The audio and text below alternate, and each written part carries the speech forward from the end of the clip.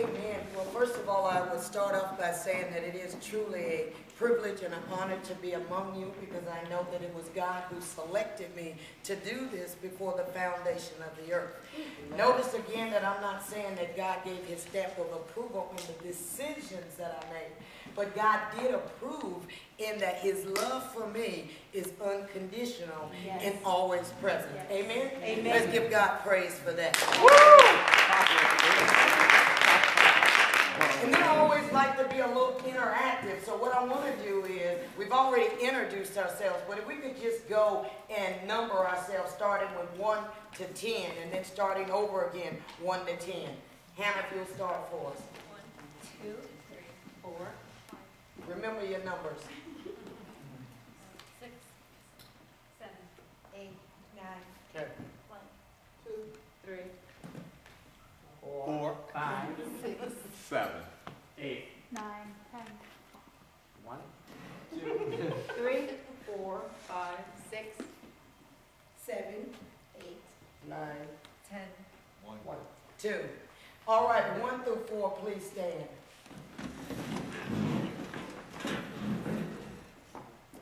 In 2008, and this is 2012, 4 out of 10 women had an abortion in America. Wow. 4 4 out of 10. out of 10. So, you can have your seats now. What I want you to understand is that it affects all of us.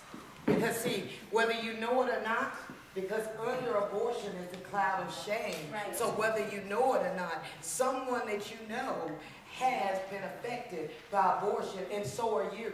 Because as someone who had an abortion, you learn real easy that it's not something you're going to talk and tell anybody about.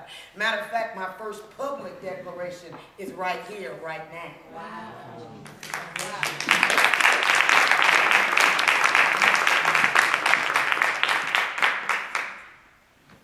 And the reason why I say that it affects all of us is because it's a cloak of shame. Yeah. And you may tell those that are intimate with you. I think my oldest sister is the only one in my family that knew. The only one. Because you know, even though when they take you into the clinic and they say, this is the best decision you're going to make. This is the best decision you're going to make, because, you know, you're only 21. You're in college and you have your whole life ahead of you. And you don't want to be burdened with the child. And, you know, and, okay, if you're in an abusive relationship and he says, this is what we need to do. And because you have not been able to embrace the love of God fully, the way God desires for us, you know that any love is better than no love, right? And this guy is saying, well, I love you. So he already told you, if you love me, you'll do this for me. So by the time he comes the second time and say, it's not the perfect time. And if you love me, we're both in college, then you'll do this and we'll go on with our lives. But I'm here to tell you that it's easier said than done. It's easier said than done. You know, you go into the clinic, and I can remember the day that I went in. And they were more concerned about, do you have the right amount of money than anything else. I don't remember anyone ever telling me that there was another choice or an option. They just told me the amount it was and counted it out. And then I remember going into that cold, sterile room in the back and waiting on that table, because I remember it was cold in there. And it was very impersonal. No one saw the pain. And if they did, they didn't look at you eye to eye so that they could identify with it.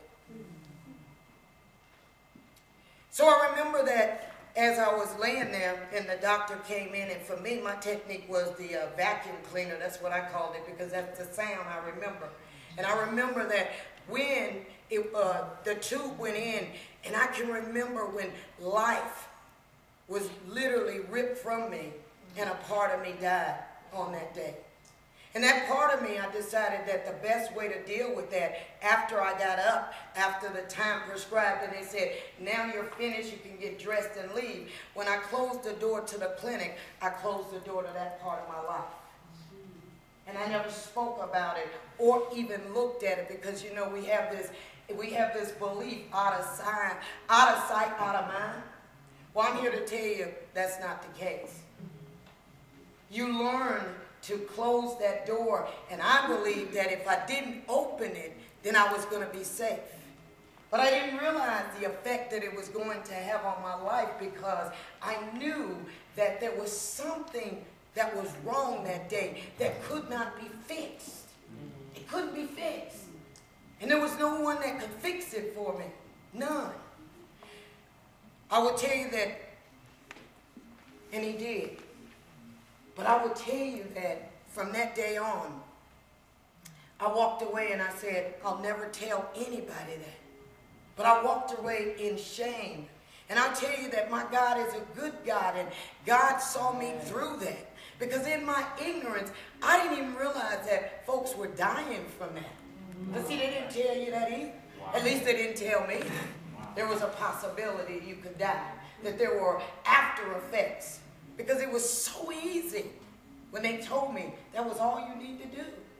Show up at this time, you'll be done within an hour, and you can get back to life, go back to college, finish getting your degree, live your life, and never think about this again. It doesn't work. Because in the silence of your thoughts, and as much as you try to push it away, it's like the elephant that's in the middle of the floor that everyone sees, but no one's talking about. And I will tell you from 21 till 2007, when I finally came to grips, because I kept praying and asking God, because you know, even though in my career I was successful, but there just something wasn't right. Something wasn't connecting. There was an emptiness. There was a hole. And even though I prayed and asked God to forgive me, and he did that, because our God is a good God and he does it immediately. But I'll tell you what stopped me from moving forward.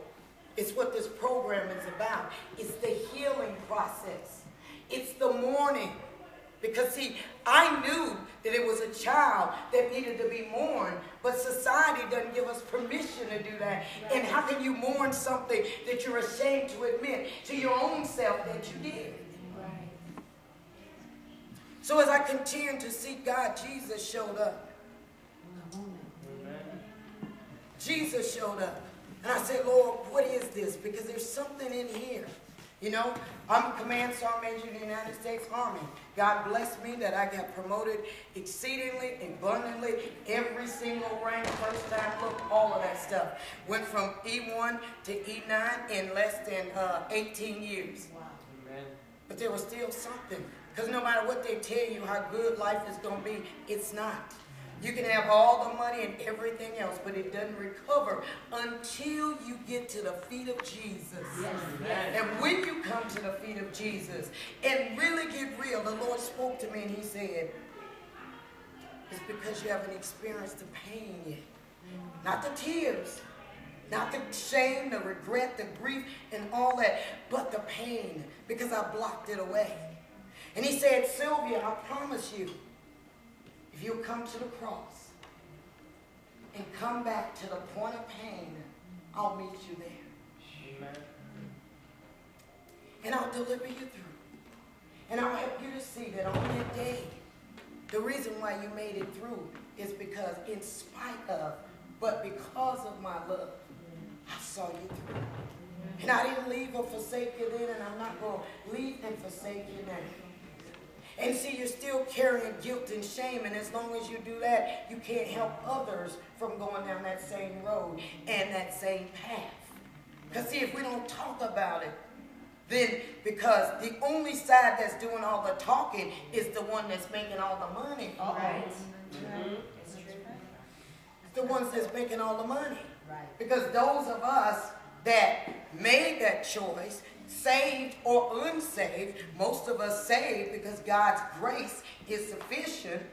And I consider myself in the list of others that he used that had committed murder, because I think we all remember Moses, and we also can remember Paul. Yes. So I know